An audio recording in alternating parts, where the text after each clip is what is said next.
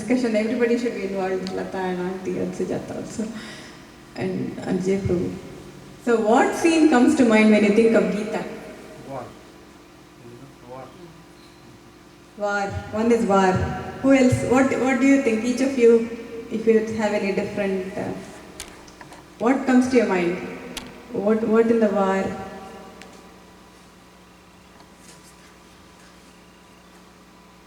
The first scene. Whom do you see? The first scene. Whom do you see in your mind when you think of Bhagavad Gita? Arjuna and Krishna. Arjuna and Krishna. I always think that I don't know anything. Krishna, please read every time. That is Sharanagati. That's a very great quality to have. So we are constantly in a war-like scenario. So the first thing Prabhu said is war. Our everyday life is a war. It's not a bad term. It is like we are trying to figure out what is right, what is wrong. Should I be doing this? Should I be doing that? What is my dharma? Is it my family life? Is it something else? What is my next step in my life? What is my next step? Is career my only thing in my life, or what else can we do? So I think we should constantly be also having the introspection and read books. So people quite easily say we don't know if God exists. That's a very easy thing to state. But to be able to figure out, I think we should be learning from the scriptures. There are lots of books, and it is very nice to go back and refer to books and start reading. It's a very nice hobby to develop. So, did we miss some slides, Prabhu? Last one. Can we go back one? Yeah. So, I was thinking why Krishna told Bhagavad Gita at that moment. There were many years where Arjuna and Krishna were friends. They grew up together for several years. He was always close with the Pandavas, hanging around with them. And he was with, so this picture, Siri, can you name the people in this picture? So we have one, okay. Anybody? All of you can name. Krishna, Pandavas, 5 members, and Draupadi, maybe Subhadra. Kunti Devi, on the left is Mother Kunti. And the Pandavas are who all are the Pandavas? 5 members. Who are the Pandavas? Yudhishthir, Bhima, Arjuna, Nakula and Sahadeva. So Krishna is with them. So wherever good is, Krishna is with them. So I haven't seen many pictures of Krishna with the Kauravas when you look up in the internet. So why did he pick such a crucial moment actually? Why in the battlefield? That is when everybody is in a different mood, and they'll be anxious to start the war. They'll be waiting for the conch shells to blow. Why did he not do it during Draupadi Vastraharana? Wasn't that a bigger thing? What do you think? But whom did he help during Draupadi Vastraharana? Krishna was there. Yeah, but whom did he help? Krishna helped. Krishna helped Draupadi, but he did not teach Bhagavad Gita in that audience. Why did he not do that? It was still a similar type of scenario where there were two people. That is Adharma is going on in Draupadi time. That is not Dharma. So that time nobody surrendered to him. Exactly.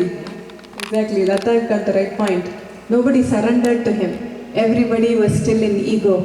Arjuna was like, let me take my weapon, but I'm not able to. So nobody surrendered to him. So that is the main thing that Krishna tries to put us in. So when we try to question him, he tries to put us in a situation where we go down to the bottom and come to him as, Krishna, you are the only savior, please protect him. So only at that moment when Arjuna was in between in the battlefield of Kurukshetra, Arjuna asked Krishna, please take me towards Dronacharya, Bhishma, Pitama. So when he saw his teachers and his own grandfather and his own cousins on the other side, he was completely dejected. He forgot his duty actually. So he started thinking, why am I here? Is that my duty to kill? Isn't it ahimsa? isn't it Himsa to kill? Aren't we supposed to follow Ahimsa? So all these thoughts started coming to him. So, but finally he put down his bow and arrow and he said, Krishna, I am dejected. I surrender unto you. You are my master. Please help me out. Let me know what is my dharma. So that is what we also have to be always thinking. What is my dharma? And the dharma will be evolving as we go. So we need to try to improve ourselves by trying to do what's the right thing. Anything else you want to add? This battle is going on in all of us. And Arjun basically is representing us. Arjun was a fellow devotee of Krishna. Arjun was very enlightened, but he accepted the role so that we get the benefit. Yes. Thank you. One more thing. Yesterday, I don't know, yesterday I read in YouTube one of the Pravachans. You explaining that Vishnu or Brahma instructed the Yamraj to do something in India, in Bharat, so some activity. Because Yamraj has to, god of death, no? He has to engage in that activity in India, that all deaths are stopped totally. So population are going up and violence are going on. So in order to do the corrective action, Brahma told that, oh this happened, the corrective action is Kurukshetra. You need to Kurukshetra, that's what they told. So we need to start war to... War, like create war, kind of thing, kill all the people, like the bad people, like that. So that is one of the reason, background. Anything else anybody wants to add? So, Lata hit on this point already. So, Sharanagati.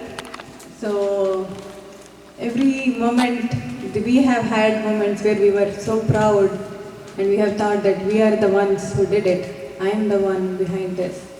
I have done this, I have done that. So, but when will Krishna come to us? He will come to us at the time when we say, Krishna, you are my only one who I can get shelter from. So Sharana means shelter and Agata means one who has come to be sheltered. So it is us. We are the ones who need to approach Krishna with that Sharanagati attitude. So it is applied towards the absolute power because I think the literal meaning is surrender when you have fear and stuff, but we need to surrender not with fear but with the sense of we want to know you more, Krishna, and we need to come back to you, so show us the path. So we need to have the full faith in the existence of the absolute power, so otherwise we cannot feel it. So at least we don't have the eyes to see Krishna, but at least we can feel him. So let us pray that we need to become Arjuna so we can be even able to see him like Arjuna was able to. So in all of the Bhagavad Gita, only Arjuna was able to see. And I was told that Bhishma and Karna were also able to see Krishna's Vishwarupa. Karna and Bhishma, yes. So although they were on the bad side, they were... Yes. Karna also was always... Karna was not in battlefield at that time. Bhishma was there. Bhishma was there in battlefield, but Karna was not there. Oh, he was not there? Okay. So this is... everybody knows this... what is the title of this story? On the right? Gajendra Moksha. So people, all of us know the story, right? The Gajendra Moksha. Yeah, Sanjaya can see everything. Yeah, that's right. Sanjaya could see everything. He could see it from a distance, telepathy. So you know the story of Gajendra Moksham when the crocodile. So who is the most powerful in water? Crocodile. Who is the most powerful on land? Elephant. So elephant thought that he was the most powerful always. He never realized until he went into the water and he stepped on the crocodile and the crocodile got hold of him. So this is where we can learn the humility. So we might think that we are all powerful, but it will be one bolt, will fall. Even if we break a small finger of our hand, we'll be disabled. We cannot perform the same task. So what to speak of more than that. So Gajendra finally, he was trying to wrestle with his power initially, thinking I have the might and let me get it out. But Sharanagati, he finally said, "Oh Krishna, please save me. You are the ultimate and only one." Anyone else?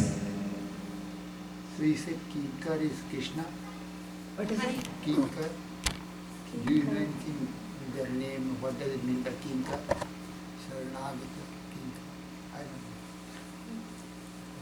Because we do one all the time, we say Sharanagata Kinkar Parithrana Parayani. I don't know all this Sanskrit. What is the slope, meaning what of does that? it- Okay. We always, whenever there is a worship, any puja, Okay. I don't know. Okay. We can look up I in don't know Google after the Sanskrit, class. Sanskrit. Yeah, we can look it up. So we can go to the next slide. Without Garuda, he is running to Gajendra. That time, Gajendra followed Krishna, like, no, it's not Garuda. Because devotee is asking help, so if he get late with Garuda, he has to start. So without Garuda, only started. Oh, Vishnu started towards Gajendra without Garuda, because if he waits for Garuda, he'll be late. Not only with the weapons, without any Yes, weapons. yes. Without any weapons, he forgot his Sudarshan Chakra. So, what does it mean? So, when we always hear, right, you take one step and Krishna takes 100 steps, and it is a fact. I feel it. At least the last 1 year, I have been feeling it. You try to read one page, and he will try to reveal you a lot more. So, it is how much effort you take, and he does help you. His hand, he always has a helping hand.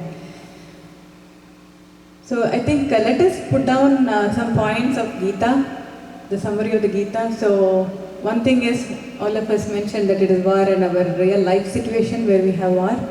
Any other points? Fight for the truth. Fight for the truth. Just don't ignore. Don't ignore the truth. Justice. Some people scared, no? Yes. It is not my duty. Yes. So that's also said that when injustice is happening and you watch it, that is also wrong, they say. So even silence is not valid. Anything else? Yeah, Gita is a scripture which is not only for Hindus, it is for the whole mankind. Whole mankind, it's eternal. Sanatana Dharma is eternal. And it was personally spoken by Lord Shri Krishna 5,000 years ago. So if you look to all other scriptures, they have not been spoken by God. God personally in form of Krishna has spoken 500 shlokas Bhagavad Gita, and that's why it is for entire world. So the entire world is eternal also. If you So get not- 10 doctorates also, that is not equal to Bhagavad Gita study in one sit. Correct. If you understand that, that's what one person do. Yeah, that's a good point. Brother Modi also gave Bhagavad Gita to Obama. Modi gifted Bhagavad Gita to Obama, and we'll see Tulsi Gabbard. He also very cleverly did, Modi also. Bhagavad Gita means everybody cry, right? Shout, India is secular, how can you represent one? This one, they said, Bhagavad Gita by Mahatma Gandhi. Oh. Yeah, that book he gave. Yeah, and Tulsi Gabbard, when Narendra Modi came here, she gave him her copy of Bhagavad Gita that she read all her childhood. And she went to India recently. So the other one is universal harmony. He says everybody is equal. There is no caste system in Krishna's Bhagavad Gita. He says treat everybody with respect, including animals and trees and everything. We don't. So people question us, right, about trees. We don't just like that uproot trees either. So we respect plants as well as animals. And unflinching adherence towards duty. That is very, very important, because Arjuna was trying to come out of that. So that is why Krishna chose the battlefield of Kurukshetra, because Arjuna was giving up his duty, and his duty was a very tough one. And we would all, if Krishna didn't say the Bhagavad Gita, would have said, oh, Arjuna did the right thing by not fighting the war. But it was his duty. It's like a soldier coming back from the army saying, oh, I don't want to kill the enemy, and he runs away. So Arjuna was doing that. So it was not that Arjuna was doing the right thing by stopping the war. And also doing the right thing, as Prabhu said, sticking for the truth. Conquering our darkness regardless of the struggle. So we might be encountered by so many situations in life, and when in my Sunday school, that's what I tell the kids.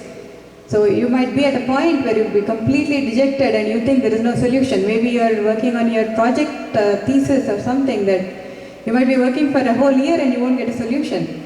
But don't get dejected. There will be a way out.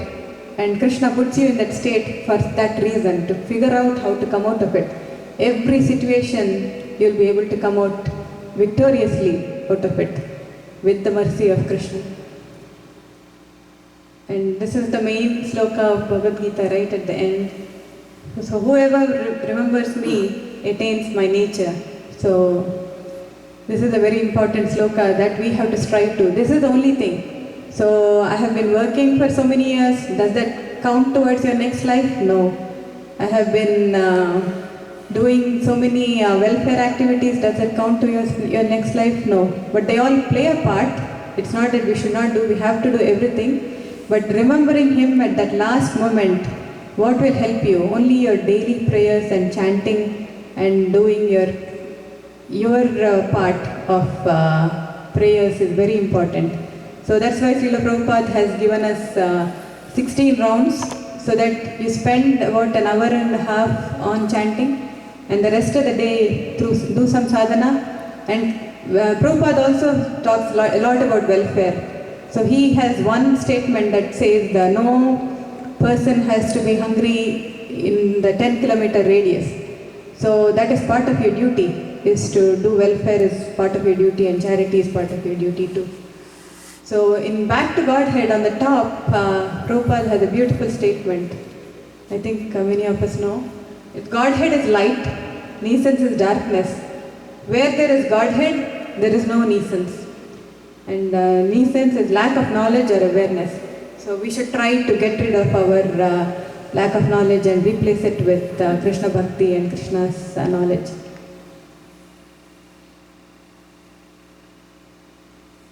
Anyone can guess what is the last sloka that Arjuna said to Krishna?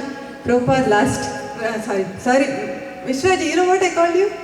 I said Prabhupada last. Oh my God. Because you know my cousin's son, he says Prabhupada. He says you're...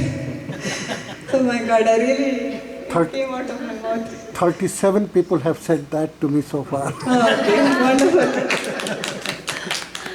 Okay, so Lata, what did Arjuna say at the very end? That is one of the times he said that, one of the slokas. Last sloka. No, take it out. Take it out.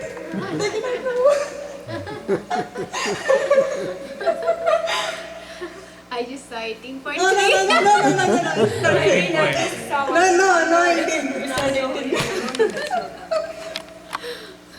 Satya took 10 minutes, he figured it out. He figured out the meaning right away, and then in the next 5 minutes, I think, he figured out the sloka. We are not putting it until somebody finds it out. Last sloka, that is Yatra Yogeshwara Krishna, but that is not what Arjuna said. oh, that is That's the last sloka. You are right. That is the last sloka of Bhagavad Gita, not Arjuna. but not what Arjuna said. Okay, what would you say when you realized Gita? Say you are Arjuna. Think of yourself as Arjuna. What would you have said? Oh, thank you, Arjuna. I understood the whole Gita. Thank you, Krishna. Oh, thank you, Krishna. I understood the whole Gita. No? Do your duty without any results. Expectations. That's the conclusion summary. Okay. That might be Krishna's summary. No? Krishna summary, that is entire Gita summary. Entire Gita summary. But What he Arjuna? didn't say Gita. He had one very important point. Please tell Haritha. Suspense? Yeah. Okay, Mishraji. I You know? have to get Gita. So then I didn't. Satya figured out that I should give a big hand to my husband. It took me 5 minutes. He got a meaning right away. I heard about it so many. I heard that sloka so many times, but it took me 5 minutes. Okay, I'll let Satya tell the sloka. Yeah. Nasto moha smrutir labdhva tvaprasadan mayachyuta stitosmi gata sandeha Karishye Vachanam Tava. So this is Ghantasala's Bhagavad Gita. Yeah, that's It's one of the major sloka at the end. So I hear it so many times, but it took me a while. I think early morning used to get, no? All these things. So we'll read it together. Arjuna Vacha. Arjuna Vacha. Nashto mohasrutirlabdha Tvat prasadan maya achyuta Stitosmi gata sandeha Karishye vachanam tava. Arjuna said, My dear Krishna, O infallible one, my illusion is now gone. I have regained my memory by your mercy. I am now firm and free from doubt, and I am prepared to act according to your instructions. So it is illusion that is gone. So that's why, you know what I put there? Super Bowl. So actually I am very surprised and thankful. So many men have come up today. I thought it will be a bunch of you ladies who don't watch Super Bowl. But thank you so much, Prabhu. So now you know that you are not in that illusion. 100 million people or so are watching Super Bowl today. And so many Prabhus and Matajis are here listening to Bhagavad Gita. I already warned them that it is just me. No better person, but thank you so much for coming. So that means Sunday prioritizing Krishna is very important. And we prioritize Krishna on Sunday so that the whole week we think about him and every minute we think about him. So that is what, it took me a while. Every second, I said minute, she corrected me, that's very nice. Every second we think about him. I used to think, what does it mean? But it will get to you. At one point you'll understand what it means by every second. I used to wonder, how can we think of Krishna every second? It is just like Vaishnavi, right? I am not thinking about Vaishnavi right now, but she is in my mind, in my back of my mind every time. My parents are back of my mind every time, even if I don't see them. So that is what he means by every second. So you have it ingrained in you, just like how you think of your child or your close one or your loved one, whoever it is. So we are the ones on the right in the temple rather than in the Super Bowl stadium over there. So that is what illusion. So we need to try to get rid of our illusion and our darkness. So what Prabhupada says on Krishna consciousness is, Prabhu, you want to read it? We are trying to give people that happiness which will never be exhausted. That is our objective of happiness. Yeah, so Prabhupada is saying we are trying to give people that happiness which will never be exhausted. That is our objective of happiness.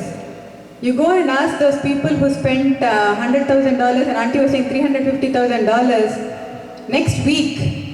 Actually, just tonight when their team loses, ask them how they feel. So what is Krishna telling us? Or Prabhupada is telling us? Even if the team wins, still it's momentary. Still it's momentary. Next week they'll forget it. Maybe Tomorrow night it will be gone. And especially they said, oh my God, I should not have wasted this 350K on this. Why did I do that? So it will be, it's all temporary. And they have to go back in this weather, back to the snow, and then reality will kick in that, oh, this is life. Just few minutes of momentary. But with Krishna, it is not momentary. We always want to do it more and more. Unlimited happiness. Lata, you should be giving the lecture. sorry. Next time. Next week. No, not sorry. Good. It's very good. It's good. Actually, we'll take turns like this. So I cannot be able to. So yeah, we'll never be happy. Have you said the Hare Krishna mantra and then felt, oh, I'm bored, I don't want to sing that bhajan again? No, Vyasaki Prabhu, we have booked him all through, and my husband was like, my God, we booked him so much, I'm not sure if he can handle it. We booked him on Friday night, Saturday morning, Saturday afternoon, not afternoon, 10:30 itself, but Saturday evening, Sunday morning till afternoon, and then again Sunday evening. So let us know on Sunday night if anybody has got bored about Krishna bhajans. I'll ask that question that night. No, we'll want him to come again the weekend after. We'll say, Prabhu, can you come back from Sedona and sing for us again? That is what our feeling would be about Krishna, right? We'll want to get him, keep hearing about him constantly. So that is that initial spark that somebody has to ignite. And once that spark is ignited, that fire will go on in our heart. And that is what our gurus are for. So many Siksha gurus have helped us get to that point. And so after Chaitanya Mahaprabhu, Srila Prabhupada is one of the main gurus who is reminding us again back to square one, get back to the roots. So just like how Chaitanya Mahaprabhu took us back to the roots, Prabhupada is taking us back to the roots in this day and age. Otherwise, I am not sure what would have happened too in this current, especially people like us. Our Sunday evenings before we went ISKCON was, we were waiting, we were dreading for Monday mornings. But now, we don't even think about it. So every Sunday evening, no matter what, we are in the temple, we want to pray to Krishna.